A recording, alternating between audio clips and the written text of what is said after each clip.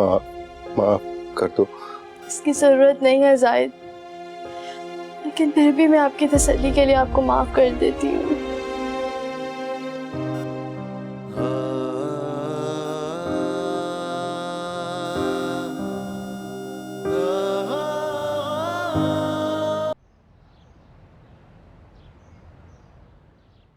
अस्सलाम वालेकुम सर। वालेकुम अस्सलाम। कैसी हो मिशाल? ठीक हूँ सर, आप कैसे हैं? तुम्हारी सैलरी ट्रांसफर हो गई है। थैंक यू सर, वो मैसेज मिल गया था। You are welcome. जब भी किसी चीज की जरूरत हो, बॉस समझ के नहीं, बड़ा भाई समझ के मुझे बता देना। आप फिक्र ना करें सर, मैं ऐसा ही करूँगी। देखो मिशाल, मैं जानता हूँ कि तुम अंदर से बहुत कमजोर हो चुकी हो, लेकिन ये ज्यादा दिन नहीं चलेगा। तुम्हें जिंदगी में लौट के आना होगा, अपने लिए, दूसरों के लिए। कोशिश कर रही हूँ सर। मुझे ये कहते हुए बिल्कुल आर महसूस नहीं हो रही कि फैक्ट्री का सारा लोड तुमने अपने कंधों पे लिया हुआ है। तुम्हारे बगैर हम कुछ भी नहीं। ऐसी बात नहीं है सर। फिलहाल तो कुछ ऐसा ही है। देखो, मैं ये जानता हूँ कि तुम्हारे लिए बहुत मुश्किल होगा। क्या ऐसा हो सकता है कि तुम घर पे रहकर 1 से 2 घंटे ऑनलाइन मीटिंग कर सको? तुम चाहो तो मना कर सकती हो, इससे तुम्हारी जॉब पर और हमारे ताल्लुक पे कोई फर्क नहीं पड़ेगा। मैं तुमसे सिर्फ एक रिक्वेस्ट कर रहा हूँ। सर, इस फैक्ट्री को मैं अपना समझ कर चलाती हूँ। आप बस मुझे ये बताया करें आपको कब मेरी ज़रूरत है। 2 घंटे क्या, 10 घंटे भी अगर मुझे ऑनलाइन काम करना पड़े तो मैं करूँगी। Thank you. मुझे तुमसे यही उम्मीद थी। कोई बात नहीं सर, अल्लाह हाफिज़। अल्लाह हाफिज़।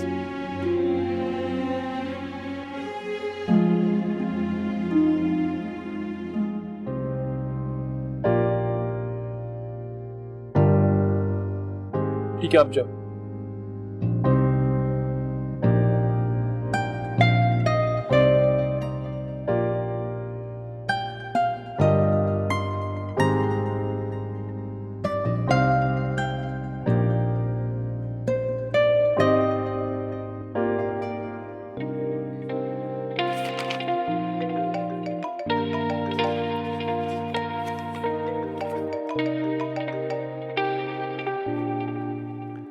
अस्सलाम वालेकुम। कैसे हैं आप? ठीक ठाक है जी। ऑर्डर तैयार है आपका। Thank you. अल्लाह हाफिज। मैं तुम्हारे पास ही आ रही थी विशाल। समीना भी जा रही हैं आप? हाँ। कुछ दिन और रुक जाती। नहीं, दरअसल आज डॉक्टर की अपॉइंटमेंट भी है और घर में सारे काम भी वैसे ही पड़े हुए हैं। उस दिन जाहिद की क्लास सुनी थी तो बस वैसे ही आ गई थी सारे काम छोड़कर। 1-2 दिन में सारे काम निपटा कर मैं आ जाऊंगी और फिर तुम्हारी इद्दत तक मैं यहीं रहूंगी। अम्मी से मिली आप? अम्मी बड़ी मुश्किल से सोई हैं। मैंने उनको पहले बता दिया था। वो रुक जाए ना। बेटा, मैंने मामा से प्रॉमिस किया, मैं 2 दिन में ना सारे काम खत्म करके ना आपके पास आ जाऊंगी। ठीक है? ठीक है। अच्छा मिशाल, अगर कोई भी काम हो ना तो मुझे बस फोन कर देना। मैं जाके जरा पैकिंग करती हूँ, फैसल भी आने वाले होंगे। आई समीना भी, मैं आपकी हेल्प कर देती हूँ। ठीक है, आ जाओ। ये क्या है बेटा? कैश। कैश? तुम्हें घर में लाने की क्या जरूरत थी? पता है हालात ठीक नहीं, बैंक में रखवाने थे। हम ये हमारे पैसे नहीं है, विशाल के लिए। विशाल के पैसे? जी, आपको याद होगा विशाल ने 10 लाख रुपए दिए थे मुझे बिजनेस करने के लिए। अल्लाह का शुक्र है काम चल पड़ा है, थोड़ी बहुत आमदनी भी हो रही है। विशाल चूंकि इद्दत में है, जॉब कर रही है नहीं कर रही कुछ पता नहीं है, उसको भी जरूरत होगी। आप चलेंगी मेरे साथ? मुझसे वो मिल नहीं पाएगी। हाँ हाँ बेटा, मैं जरूर चलूंगी, इससे अच्छी बात क्या होगी। चाय पियेंगी आप? हाँ, मैं तुम्हारे लिए बना के लाती। आप बैठे, मैं लेकर आता। अरे तो मुझे कुछ नहीं करने बैठे का। ना आप, अभी तो बीमार थी आप। नहीं, इतनी भी बीमार नहीं हूँ मैं।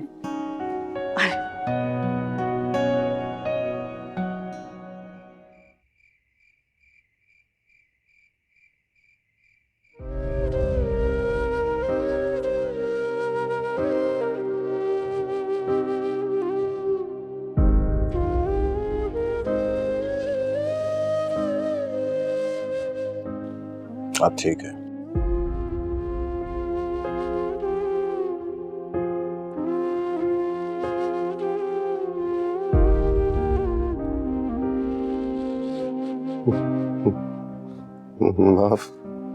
कर दो मुझे। क्या क्या कर रहे हैं?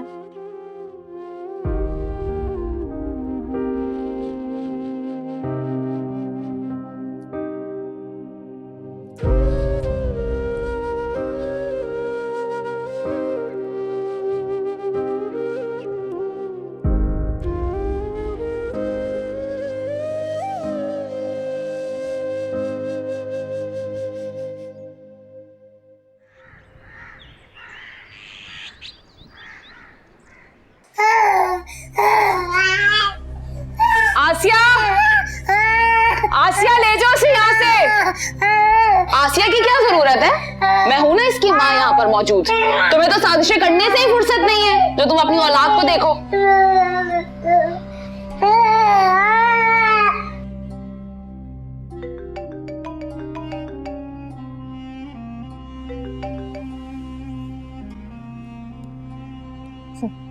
क्या माफी मांगने के लिए फोन किया? नहीं, उस दिन कुछ बातें रह गई थी, वो क्लियर करने के लिए कॉल किया। असल में तुम्हारे जुर्मों की लिस्ट बढ़ती जा रही है, तो मैं सोच रही हूँ कि तुम्हें यहीं पे रोका जाए, सख्त से सख्त सजा दिलवाई जाए, ताकि तुम और लोगों की जिंदगियां बर्बाद ना करो। तो तुम सजा दोगी मुझे? औकात भूल गई हो अपनी? मैं अपनी औकात याद रखती हूँ और दूसरों को भी याद दिलवाना जानती हूँ। आपको पता है ना लोग क्या कहते हैं, जो मैं ठान लेती हूँ वो मैं करके दिखाती हूँ। तो फिर कभी अर्शियान से पूछना कि मुझसे टकराने वालों का हाल क्या होता है। भूल तो आप रही हैं कि आप किससे बात कर रही हैं, मैं अर्शियान नहीं हूँ। शायद वलीद की वजह से वो आपका लिहाज करते हैं, आपसे हार जाते हैं। इस बार आपका ताल्लुक मुझसे पड़ा है, मैं पीछे नहीं हटूंगी। और मुझे इससे कोई गर्ज नहीं कि आपने आयजा और अर्शियान के साथ क्या किया। मैं तो आपसे जाहिद का हिसाब मांगूंगी। जो अजियत आपने जाहिद को दी है ना, मैं उसी का हिसाब लूंगी आपसे। तमीज से बात करो, समझी? तैयार रहिएगा, मैं अपनी इद्दत खत्म करने के बाद आपसे मिलूंगी।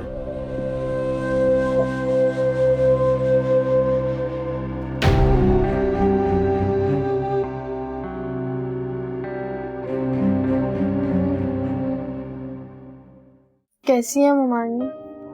मैं ठीक हूँ बेटा, तुम कैसी? मैं भी ठीक हूँ। अकेली आई हैं आप? नहीं बेटा, अर्शियान बाहर गाड़ी में है, कह रहा था कि विशाल की इद्दत चल रही है, इसलिए मुनासिब नहीं लगता कि मैं घर में आऊँ। यार मैं आपके लिए चाय बना। अरे नहीं बेटा, बैठ जाओ, मेरे पास बैठी। सुनो, ये तुम्हारी अमानत है।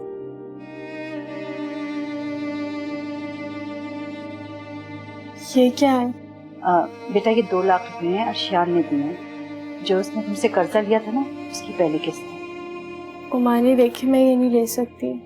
नहीं बेटा, रख लो, तुम्हें जरूरत होगी। अल्लाह का शुक्र है मुमानी, वो घर बैठे भी मेरी हर जरूरतें पूरी कर रहे हैं। ऑफिस वाले इतने कोऑपरेटिव हैं कि इद्दत की छुट्टियों में भी सैलरी दे रहे हैं। अब तो मैंने घर बैठे ही ऑफिस का काम स्टार्ट कर दिया है, इसलिए सैलरी लेते हुए भी शर्मिंदगी नहीं होगी। अल्लाह तुम्हें और नवाजे। लेकिन बेटा ये पैसे तो तुम्हारे ही हैं ना। पहले ही बेटा हम तुम्हारे बहुत कर्जदार हैं, वो तो लौटा नहीं सकते, मगर तुम ये तो रख लो। आपको याद है मुमानी, ये पैसे देते हुए मैंने आपसे और अर्शियान से क्या कहा था? अब्बू ने जो फैक्ट्री बनाई थी, मुझे वैसे ही फैक्ट्री दोबारा खड़ी करनी है। और आपको पता है अर्शियान इसमें कामयाब भी हो रहे हैं। आप इसे रखें, मुझे जब जरूरत होगी मैं आपसे ले लूँगी। प्लीज़ मुमानी। अच्छा ठीक है बेटा, जैसी तुम्हारी मर्जी। खैर आप बैठे, मैं चाय लेकर आती हूँ।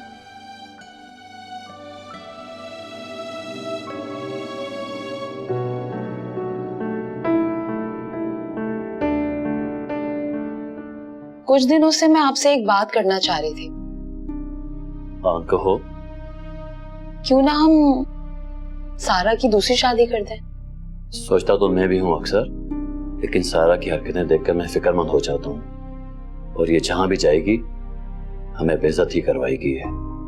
ये खौफ तो मुझे भी रहता है, मगर हम इस तरह उसे छोड़ तो नहीं सकते ना, हमारी बेटी है।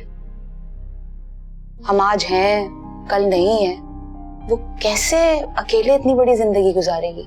हाँ तुम ठीक कह रही हो, मगर सवाल ये पैदा होता है सारा से शादी करेगा कौन?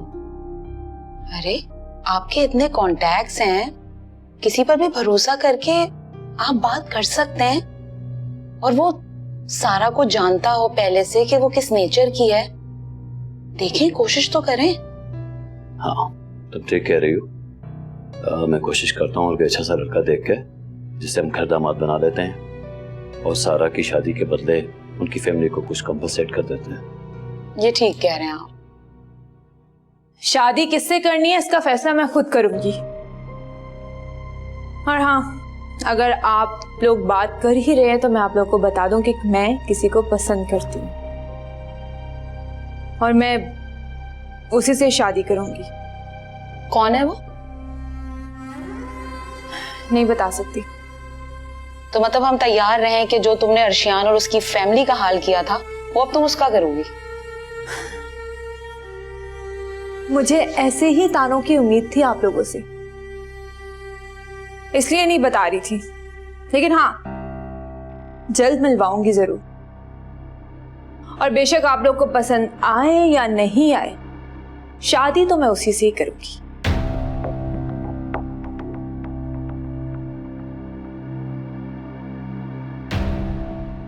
ये क्या कह के चली गई? मैं जानता था वो आपसे ही पैसे नहीं लेगी। शान जब जानते थे तो मुझे क्यों भेजा? क्योंकि उसे खुशी मिलती है दूसरों की कामयाबी से। विशाल ये जानते बहुत खुश होगी कि मेरा नया काम चल पड़ा। इस वक्त विशाल का एक ही मकसद है कि अपने अब्बू जैसी फैक्ट्री को दोबारा से खड़ा करें। अगर दोबारा आपकी विशाल से बात हो तो उसे कह दीजिएगा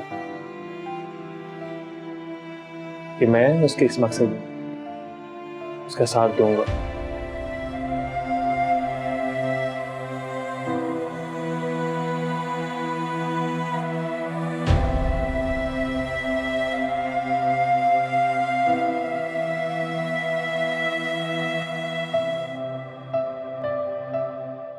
मैंने मामा को बता दिया है कि मैं किसी को पसंद करती हूँ, लेकिन अभी तक ये नहीं बताया कि आप कौन हैं। बचपन से हर बात मनवाती आई हूँ, ये बात भी मनवा लूंगी।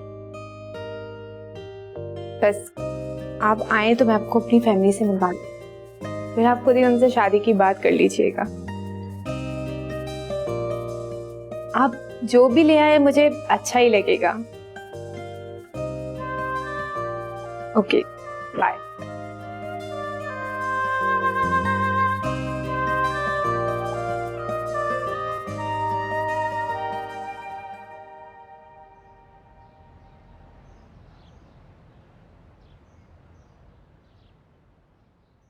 पहले हम फैमिली कोर्ट गए थे, अब हम हाई कोर्ट जाएंगे। तैयारी ज्यादा होगी, खर्चा भी ज्यादा होगा।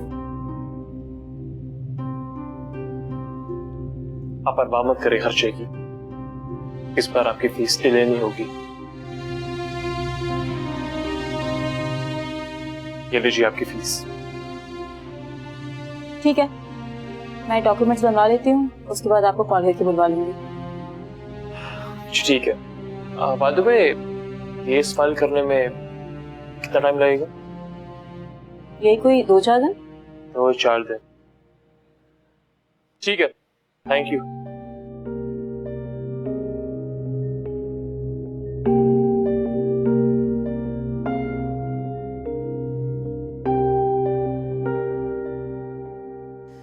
मुझे कहीं भी ले जा, मैंने अब इस घर में नहीं रहना।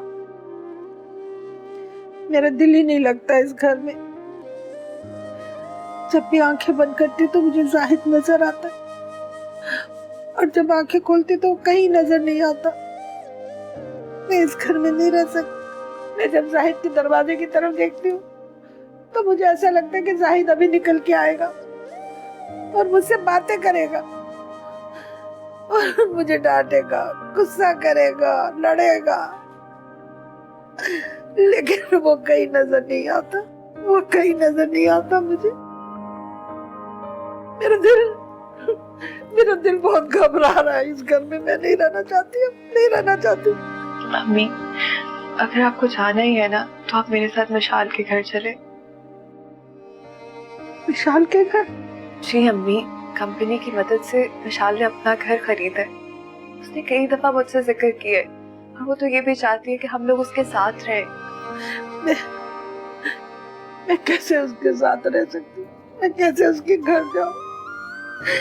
मैंने विशाल के साथ इतना सब कुछ किया, मैं कैसे उसको नहीं? अम्मी, उसने मुझे खुद कहा है कि तुम मम्मी को मेरे पास लेके आओ, वो मेरे साथ रहेगी। विशाल ने खुद कहा? आप ऐसा करें, आप तैयार हो जाए, मैं पिंकी को जाके तैयार करती हूँ। अब आप रोएंगी नहीं? बहुत अच्छी बच्ची है।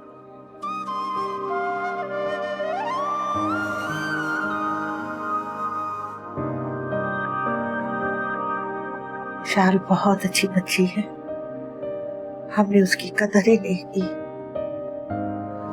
माफ कर देना अल्लाह मियां, हमसे बहुत बड़ी गलती है।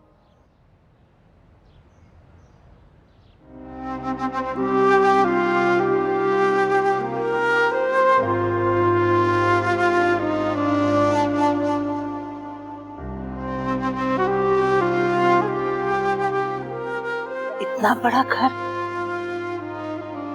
जी अम्मी, चले आए, मैं आपको अंदर से तो दिखाती हूँ। चलें इस तरफ, आइए आइए ना। बेटा क्या हुआ? चुप हो जाओ, जाओ।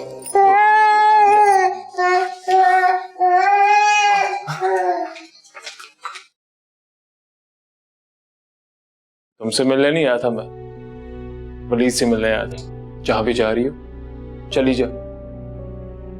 हाँ, वैसे मुझे तुम्हें एक बात कहनी थी। क्या? मैं आज अपने लॉयर के पास गया था। तो ये कि मैंने तुम्हारे खिलाफ कोर्ट में केस फाइल कर दिया। पहले मैंने सोचा कि जब तुम्हें नोटिस मिल जाएगा तुम खुद जान जाओगी, लेकिन फिर मैंने सोचा कि क्यों ना मैं तुम्हें खुद बोल दूं। आफ्टर ऑल तुम्हारे साथ मेरा एक रिश्ता भी तो है। और हाँ, एक और बात, इस बार तुम आग नहीं लगा पाओगी क्योंकि मैंने वहां बहुत ही अच्छे इंतजाम किए हैं, तो लिहाजा कुछ नया सोचना। अगर फिर भी तुम्हें मुझसे जंग ही लड़नी है तो इस बार कानूनी जंग लड़ना।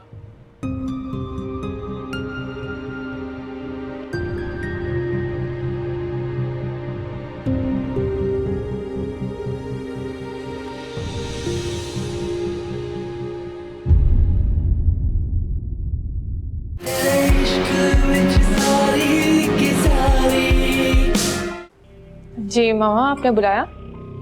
हाँ, ये कोरियर आया है अर्शियान के लॉयर की तरफ से ना, और तुम्हें हाई कोर्ट में हियरिंग के लिए बुलाया है 2 दिन बाद।